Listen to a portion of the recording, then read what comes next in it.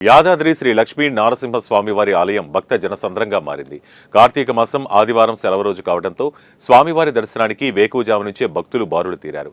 కార్తీక దీపారాధన పూజలు, సత్యనారాయణ స్వామి వ్రతాలు చేస్తూ భక్తులు మృక్కులు చెల్లించుకుంటున్నారు. ఉచిత ధర్మ దర్శనానికి 3 గంటల సమయం, వీఐపీ దర్శనానికి గంట సమయం పడుతోంది.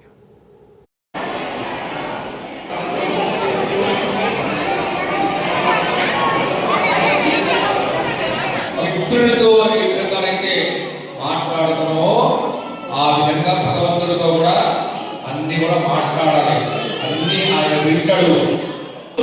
అమ్మాయి, నువ్వు ఇంత వయస్సులో ఉన్నావు కదా, మరి ఇంత రాత్రి వరకు ఎక్కడ ఉన్నావు అని అడిగింది.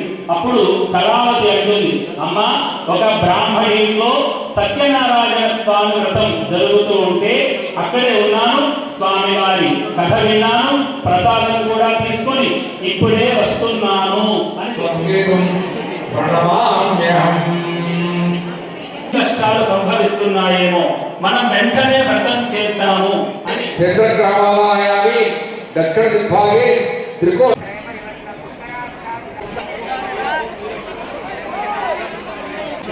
Gracias.